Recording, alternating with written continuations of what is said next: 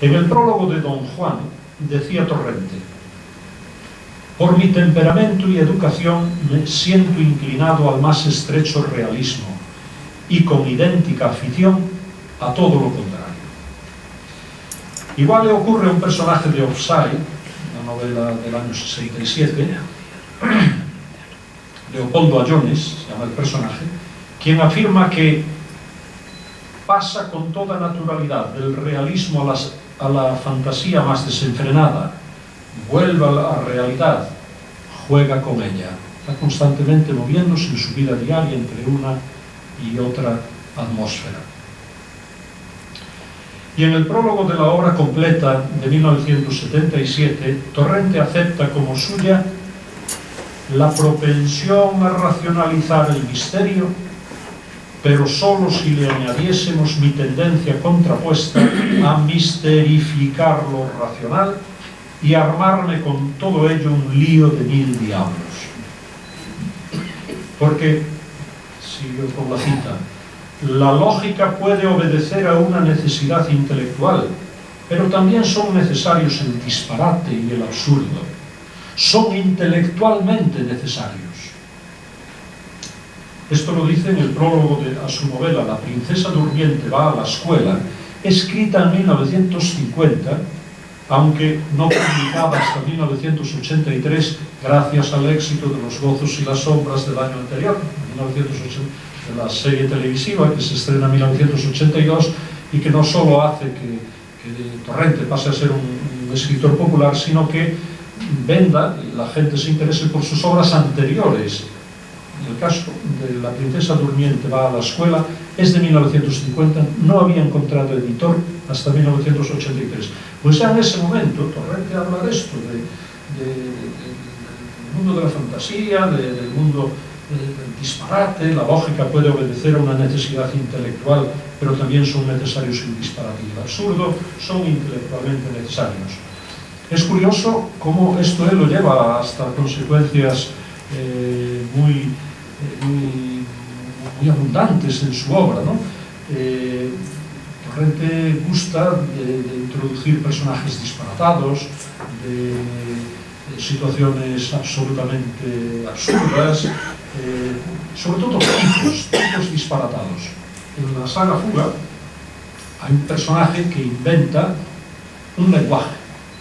y hay páginas en que está hablando, está escribiendo una novela en ese lenguaje. Es un lenguaje absolutamente inventado por su personaje. Bueno, pues ese lenguaje es un lenguaje auténtico inventado por un personaje al que conocía Gonzalo Torrente y al que le tenía muchísimo precio y con el que hablaba siempre que podía, que se llamaba Juan de la Cueva, que era de Orense y que era un señor absolutamente fenómeno, disparate, ¿no? Este había propuesto, bueno, este inventó un lenguaje que le llamaba el trampitán, y escribió varias obras de teatro en trampitán, que no entendía nadie, pero que tenía su lógica en su lenguaje, ¿no? Bueno, pues ese trampitán lo utiliza Torrente en la saga Fuga, y ese personaje, Don Juan de la Cueva, Don Juan, Torrente siempre hablaba de él como Don Juan de la Cueva, inventó, por ejemplo, un aparato que se llamaba el pirandárgallo, que era parecido a un globo, y que él sostenía que debido a la rotación de la Tierra, si el pirandárgallo se anclaba en Orense, por ejemplo, el globo estaba ahí parado, debido a la rotación de la Tierra, recorría todo el mundo y podía ir en distintos países y distintas ciudades, ¿no? Y llegó a proponérselo a las autoridades competentes para ver, tenía unos aparatos especiales, ¿no? Pero eso iba a permitir pues, ver pasar China, ver pasar Buenos Aires, por delante del pirandárgallo en Ourense. Bueno, personajes de este tipo hay muchísimos en Torrente, que entonces reflejan la verdad de ese aserto de él, de que el disparate y el absurdo son intelectualmente necesarios. Los más destacados comentaristas cervantinos coinciden en afirmar que lo auténticamente novedoso y fecundo de El Quijote es la síntesis armónica entre novela, representación, como nos decía Clara River, de la vida y costumbres reales de una época, y romance, el relato más dependiente de la fantasía y de los más altos vuelos imaginativos. La racionalización del romance ya había sido atribuida a Cervantes por el filósofo español Ortega y Gasset, que yo creo que fue el primero que vio esto, para quien la interrelación mutua de lo ideal y de lo real pasaba a ser, como El Quijote, decisiva en la construcción de la novela. Sobre todo, decisiva para la construcción de la novela moderna, posterior a Cervantes. Los primeros en utilizar esta inteligente interrelación y ampliar sus posibilidades fueron los novelistas ingleses del XVIII, que ya he mencionado, y que Torrente, que conocía al dedillo del Quijote, que había leído a esos escritores cuando en España nadie los conocía, Fielding, Smollett, Richardson, y que, como ya vimos, tendía naturalmente a esa mezcla natural de las dos dimensiones de lo real y lo fantástico,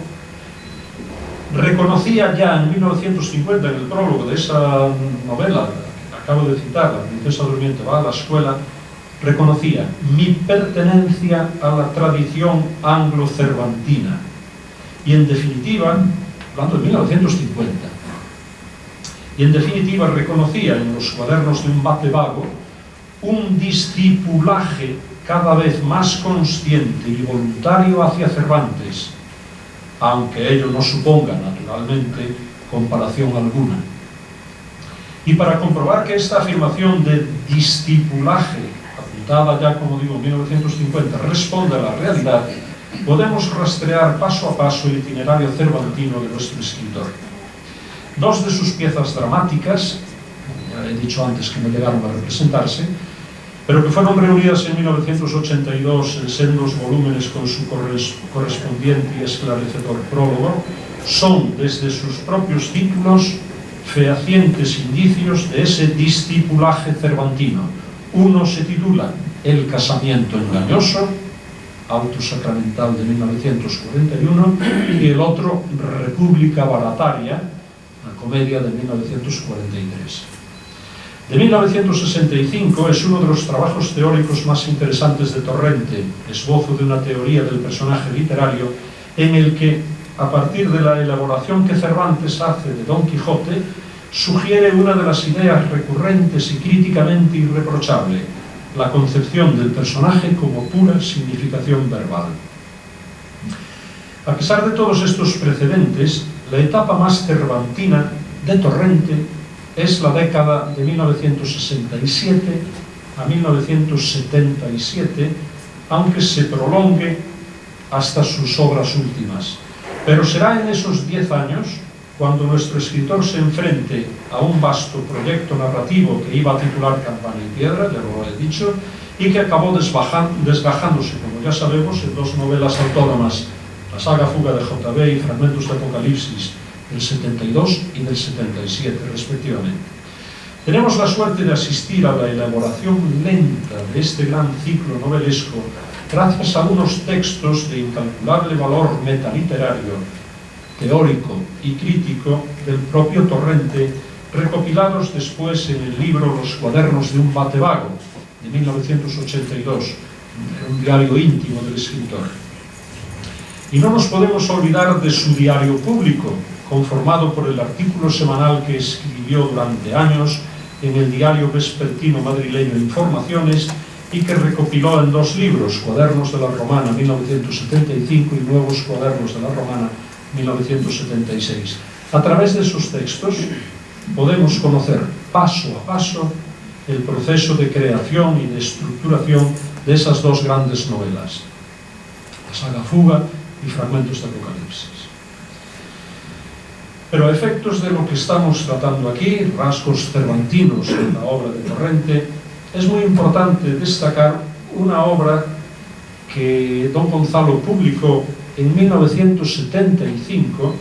y que fue escribiendo simultáneamente a la elaboración de ese gran proyecto novelesco que conocemos como Campana y Piedra. Estoy hablando de su estudio titulado El Quijote como juego, de capital importancia para entender su vinculación con la obra cervantina. El Quijote como juego, que publica en 1975, fue un proyecto de tesis doctoral que Torrente no logró presentar, tenía tiempo para ello, y además vio que ya era un momento en que la universidad le había pasado, ya no tocaba, y bueno, y dejó, digamos, su estudio más sistemático, riguroso y científico de una tesis doctoral para aprovechar lo que había trabajado y escribir un libro que se titula así, El Quijote como juego, que es fundamental para entender esta relación de la que estoy hablando con Cervantes.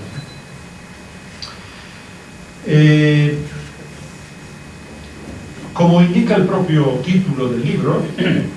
la tesis del trabajo sostiene que El Quijote, cito a Torrente,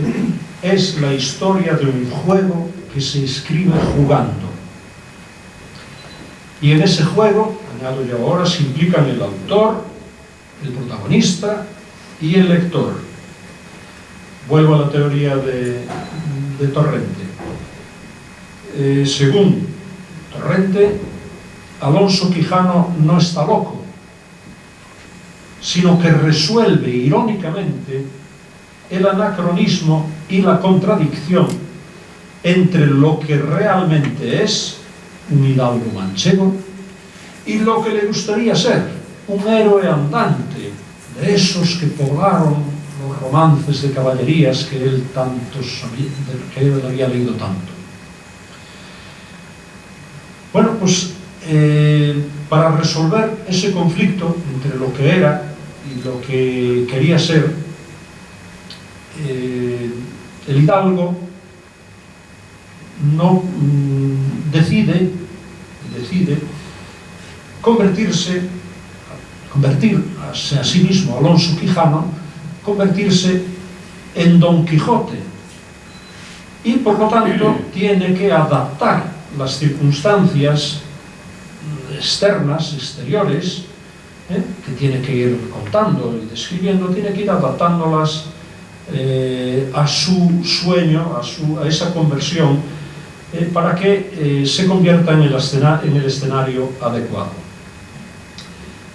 Explica Torrente que el verdadero quijotismo consiste en crear, mediante la palabra, la realidad idónea para el despliegue de la fingida personalidad del protagonista. Operación que se articula a través de Amete Benengeli, que inventa un personaje, Alonso Quijano, que a su vez inventa a otro, Don Quijote, que a su vez crea verbalmente a Dulcinea y crea también todo cuanto le conviene a su quimera de convertirse en caballero andante. Y el lector del Quijote, pieza clave, entra en ese juego y lo acepta con total tranquilidad, acepta lúdicamente ese pacto narrativo que Cervantes pretende establecer con él. Bueno, pues un planteamiento muy similar a este lo encontramos en la saga Fuga de J.B., donde la ironía se hermana con el juego y muy especialmente en fragmentos de Apocalipsis, como veremos ahora mismo. En todo caso, quiero recalcar que la huella cervantina no se limita a estas dos novelas, de la década 67 al 77, sino que puede rastrearse también en otras obras que le siguen, como podemos ver en la lista de los capítulos cortados, desde el año 80, en cuyo prólogo el propio autor nos dice: conservo intacta la disposición a divertirme, lo cual me empuja a una literatura casi volátil, poco más allá del mero regocijo, afirmación hic et nunc de nuestra real gana. La siguiente obra, Dafne en sueños, que es del 83, sigue esa misma propensión lúdica, ya que es una supuesta autobiografía de Torrente en la que no faltan tampoco concesiones a la fantasía. Las dos novelas siguientes, Quizá nos lleve el viento al infinito, 1984, y La rosa de los vientos, 1985, están organizadas desde el supuesto del manuscrito hallado, en un claro guiño a la obra de Cervantes. En el prólogo a esta última novela, Torrente justifica la reiteración, el uso de este mecanismo de artificio literario, justifica la reiteración que teme que no le sea perdonada fácilmente, porque, dice, me permite agarrarme al ejemplo del Quijote, al que de una manera o de la otra recurro siempre. Tengo al manuscrito hallado por la mayor honra de las convenciones vigentes para el arte de la novela. La confesión absolutamente rotunda. Otra teoría cervantina que Torrente aplica con su estilo personal en algunas de sus obras es el llamado por el escritor ferrolano principio de la realidad suficiente, que según reveló el propio Torrente, lo descubrió, cuando empezó a escribir Don Juan, la obra que publicó en el año 63. Torrente es un defensor de la fantasía, como digo, y del aspecto formal como claves de la composición novelística, pero no por ello deja de reconocer la conexión existente entre la novela y la realidad, a la que dedicó importantes párrafos de su discurso en el ingreso en la Real Academia Española, precisamente titulado Acerca del novelista y de su arte. Vuelve sobre esta idea en su obra El Quijote como juego, en el que explica que el principio de realidad suficiente no exige el cotejo de la obra de arte con lo real, sino sólo una equivalencia de impresiones que se obtiene no por imitación o copia, sino mediante una selección de palabras y sobre todo por su organización subsiguiente. Se trata en definitiva de una de las ideas más revolucionarias de la teoría de la novela en Cervantes. Es una idea cervantina, que se refiere, que tiene que ver con la verosimilitud del relato, algo fundamental para que se establezca el pacto necesario con el lector. La verosimilitud, criterio que equivale en novela al de verdad en historia, no depende de la naturaleza de lo que se cuenta, sino de cómo se cuenta. Esto es, de la estructura y de la forma del relato. Cervantes conocía esto perfectísimamente. Por eso gusta de argumentos y personajes extravagantes que plantean una difícil resolución feliz del pacto narrativo, pero que él acabará resolviendo con maestría. Ese pacto narrativo lo definió Torrente de esta manera: creeré provisionalmente lo que me cuentes si lo haces de tal manera que me parezca real. Cervantes tensa la cuerda al máximo, pues lo que pretende es conservar toda la capacidad de entretenimiento y captación del destinatario propia de los romances de caballerías, pero sin forzar al lector inteligente a admitir un planteamiento que choque con su lógica y con su buen sentido. Y la llave que encuentra Cervantes para resolver este problema consiste en sustituir lo que él llama escritura desatada de aquellos libros de caballerías, pues sustituirlo por otra forma de composición que respete el equilibrio, la consonancia de los sucesos que se cuenten. La regla de oro está en aquellas palabras fundamentales del capítulo 47 del Quijote. Dice: hanse de casar las fábulas mentirosas con el entendimiento de los que las leyeren. Lo cual Torrente interpretó como que hay que armonizar la mentira natural de toda ficción con la inteligencia del lector para que éste pueda admitir que, aunque aquello probablemente no ha ocurrido nunca, sin embargo, tal y como está siendo contado, hubiese podido ocurrir en algún momento. Ese es el kit. Ese es el secreto que tiene Cervantes para el Quijote, y ese es el secreto que descubre Gonzalo Torrente para algunas de sus novelas. Y volviendo a la teoría torrentiana de la realidad suficiente, nuestro escritor admite que el punto de partida de la princesa durmiente va a la escuela, lo admite él en el prólogo, dice que es una situación imposible, no absurda, entiéndase, sino irreal. Y resuelve el problema a través de una forma, estructura, lenguaje, estilo, muy exigentes, pues el inverosímil, cito otra vez a Torrente, el inverosímil planteamiento invita a la verosimilitud de los trámites. La novela trata, La princesa durmiente, lo digo por curiosidad, trata una leyenda medieval que Torrente convierte en farsa, que hablaba de una princesa que estuvo dormida durante 500 años, se despierta y tiene que empezar a asimilar en poco tiempo la enorme transformación de todo tipo que se ha producido en su reino, empezando por la gran corrupción política con que se encuentra, una crítica ya moderna a hechos modernos. Resolver esa consonancia de sucesos extraordinarios con un mínimo de verosimilitud para el lector requiere sin duda una gran habilidad narrativa, la misma que tuvo Cervantes, para lograr esa realidad suficiente con temas tan inverosímiles como el del coloquio de los perros, a los perros que hablan, o el casamiento engañoso, o tantas otras, incluida por supuesto el Quijote. La cuarta huella cervantina, y voy terminando, en el sistema novelístico de Torrente Ballester es la autorreflexibilidad o relato especular. Término muy, yo creo que demasiado rimbombante de la crítica literaria, pero en fin, le llaman así, que le vamos a hacer. Se trata de que el novelista moderno parte de la convicción de que la novela ha dejado de ser un relato ingenuo y el texto narrativo ya no se presenta tan solo como resultado, sino también como proceso. El discurso cuenta una historia, pero a la vez cómo la historia se ha ido contando sin renunciar a la explicitación de las dificultades que el autor haya tenido que resolver para contar todo. Estamos ante la metanovela que impone unas rigurosas reglas para su construcción.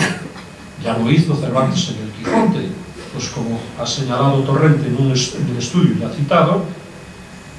el autor narra, no transcribe el manuscrito arábigo de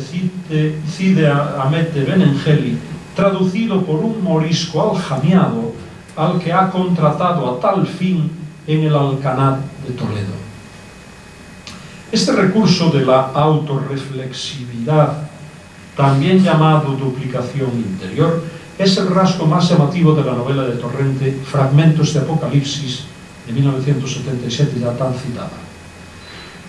La obra que escribió, no olvidemos, al mismo tiempo que estaba escribiendo su libro sobre el Quijote como juego. Entonces, teoría y práctica ahí se combinan perfectísimamente. Nos da una idea aproximada sobre ella este comentario del protagonista de la misma, un narrador sin nombre, con ambiguos destellos autobiográficos, cuando dice: la novela será un conjunto de palabras en el que estaré yo mismo hecho palabra también, con las cartas a la vista, quiero decir, con la advertencia reiterada de que es una ficción verbal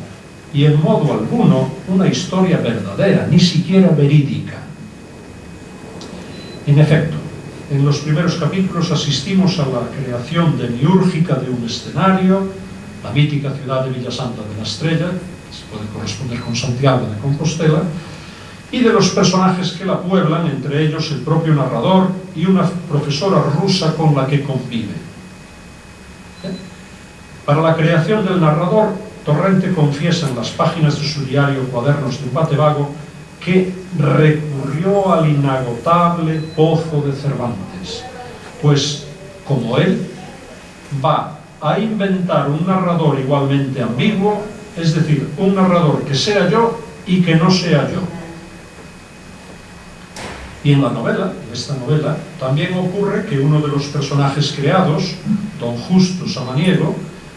que también es escritor y colabora con el autor de la producción del texto novelístico mediante una serie de secuencias proféticas que narran la invasión de Villasanta por los vikingos, tal como había profetizado 1000 años atrás el rey Olaf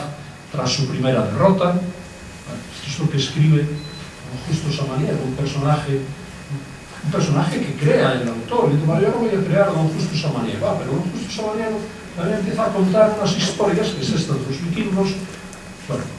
pues este don Justo Samaniego comienza, antes de las 100 páginas ya de la novela, comienza a robarle materiales al autor principal y a cambiar el sentido y destino de otras criaturas de ficción creadas por este. El asunto se complica muchísimo y llegará a mayores en un capítulo en el que los dos narradores se enfrenten acaloradamente, porque el segundo, don Justo Samaniego, personaje literario del primero, está escribiendo sobre la relación de la profesora rusa, amante del primer narrador, con una muñeca erótica, nada menos. Difícil situación que el primer narrador no puede consentir bajo ningún aspecto y que se resuelve con la ruptura de algunas páginas escritas por el segundo narrador, don Justo Samaniego, la omisión de otras y la invención del regreso de la profesora a su país de origen. Es decir, dos narradores que están,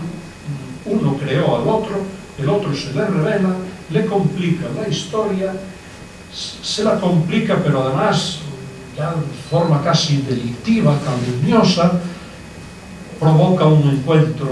muy duro entre los dos, en el que dialogan sobre la novela, sobre lo que es la novela, sobre lo que son los personajes. Es toda una lección de teoría literaria. Bien, por todo lo que llevo dicho de fragmentos de Apocalipsis, se deduce que tiene una estructura lúdica, metanovelística. En los cuadernos de un bate vago, el escritor no deja dudas sobre sus propósitos. Dice Torrente que lo que quiere hacer en Fragmentos de Apocalipsis es jugar con el lector la partida a cartas vistas, poniéndole delante de una manera sistemática todo eso que se suele ocultar. No voy a contar, sino que le voy a mostrar a usted cómo invento y luego cómo lo cuento. Y con la misma facilidad podemos percibir la ironía en el trato de la realidad y de la ficción. Cuando se publicó Fragmentos de Apocalipsis, aparecieron algunas, pocas, reseñas críticas que mencionaban el libro de Lucien Ballenbach, Le récit spéculaire et sur le mise en abîme, aparecido el mismo año de la novela de Torrente. En este libro se estudia la metanovela en la literatura de nuestro siglo, especialmente la francesa, desde Gide al Nouveau Roman, sin olvidar al indiscutible maestro de todos, Miguel de Cervantes, al que le dedica páginas también Lucien Ballenbach. Se subraya muy especialmente la modernidad de esta opción novelística, de lo cual se puede derivar que Torrente, al mismo tiempo que deja claro su entronque cervantino, está entre los escritores más modernos de entre los contemporáneos. Sobre todo, si además tenemos en cuenta las palabras de Umberto Eco cuando apareció su novela estrella, El nombre de la rosa, 1980, en la que decía que posmodernismo es la falta de inocencia. El escritor hoy no es inocente, sabe que hay otros libros detrás, pero el lector tampoco lo es. Es imposible jugar con el lector como si fuera la primera vez que se escribe un libro. Por eso, la única solución es jugar sobre y a partir de esa falta de inocencia, aún a costa de que la creatividad se convierta en metacreatividad. Eco acabará diciendo que la posmodernidad en la novela se concreta en la ironía y en el juego metalingüístico, a lo que habría que añadir otra nota que apuntó sobre la misma idea de lo postmoderno Gerard Genet en su libro Palimpsestes de 1989, y en el que habla de la transtextualidad que caracteriza la escritura más consciente de nuestra civilización libresca, empezando por el propio Quijote, palabras también del prólogo de este libro. Y transtextualidad de la que hizo un excelente uso Jorge Luis Borges, por ejemplo, el máximo modelo moderno de esta técnica. Torrente, en Fragmentos de Apocalipsis, utiliza una de estas modalidades, esta intertextualidad de la que estoy hablando, con mucha frecuencia, incluyendo citas, pastiches, alusiones o parodias que nos remiten al propio Borges, a Pessoa, a Machado, a Unamuno, a Álvaro Cunqueiro, etc. Genet habla, ya para terminar, que hablaba de que para utilizar sabiamente esta técnica, mezcla de seriedad y juego, que es la transtextualidad, hay que ser un escritor con lucidité et ludicité, un juego de palabras en francés muy ingenioso. Pues bien, esto le viene como anillo al dedo a Torrente Ballester, un escritor lúcido y lúdico, es decir, ni más ni menos que en la línea directa con Miguel de Cervantes. Muchas gracias.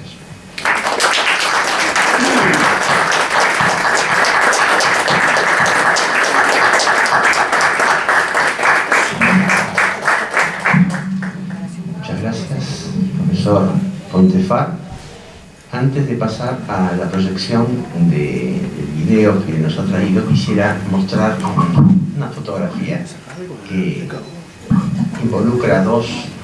de los autores mencionados. Ambos nos atañen de manera directa, uno por nacionalidad un poco más.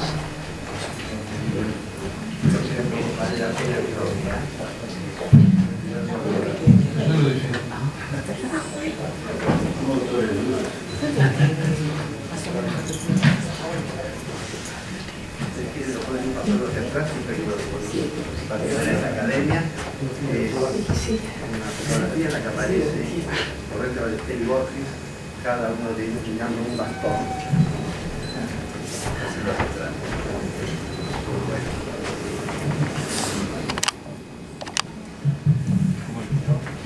Mientras pasemos de esta puesto, Sí, el video reúne una serie de entrevistas con Torrente Ballester, algunas de las cuales va a decir cosas, palabras que yo utilicé ya en la conferencia y que vienen un poco a redundar todo este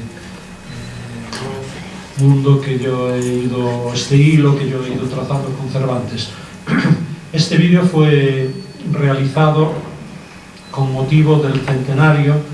del nacimiento de Gonzalo Torrente Ballester, que había nacido en Ferrol en 1910, por lo tanto es desde el 2010 que lo hizo, creo que fue el Ministerio de Cultura, siendo ministro César Antonio Molina. Bueno, pues es un homenaje a Gonzalo para que lo oigan hablar, para que vean esa capacidad expresiva enorme que tenía, esa ironía que también presenta, de lo que yo he ido hablando.